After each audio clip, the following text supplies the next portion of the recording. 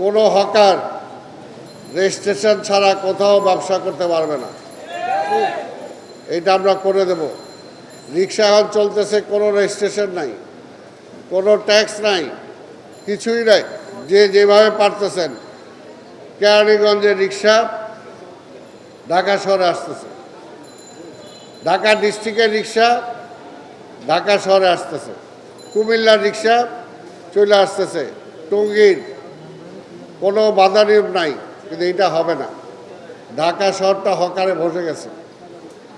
তো সব জায়গায় যদি হকার বসে, ফুটপাতও দখল, রাস্তাও দখল, তাহলে মানুষ চলবে কিভাবে, গাড়ি চলাচল করবে কিভাবে? এইটার একটা শৃঙ্খলা আসতে হবে। বসবেন, কিন্তু তাই বলে যেখানে সেখানে বসে যাবেন, এটা তো ঠিক না। এটার জন্য আমরা ঢাকা মহানগরীতে হকারদের জন্য আমরা ব্যবস্থা করছি। কিছু কিছু জায়গায় আপনারা বসতে পারবেন, আর কিছু জায়গা আছে যে মতিঝিলে অফিস আওয়ার শেষ হয়ে যাওয়ার পরে নাইট মার্কেট আমরা করব। এখানে নৈশকালীন মার্কেট আমরা করব। এইখানে হকারদের জন্য ব্যবস্থা করা হবে। হকারদের জন্য সুযোগ সুবিধা এখানে আমরা নিশ্চিত করব, কিন্তু সব জায়গায় বসা যাবে না।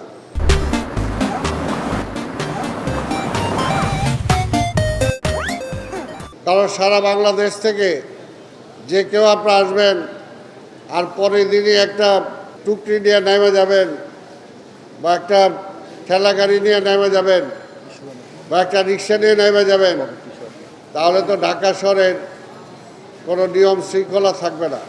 এইটা হবে না। সিটির যারা রিক্সা চালাবেন, আগেও ছিল, সিটি কর্পোরেশন থেকে লাইসেন্স নিতে হবে, নাম্বার নিতে হবে। যে কেউ আইসা নামা পড়লেন, আর গ্রামে গঞ্জে তো কাজের লোক পাওয়া যায় না। ঢাকা শহর এটা সহজ ব্যবসা, কিন্তু এটাকে নিয়ন্ত্রণ করতে হবে।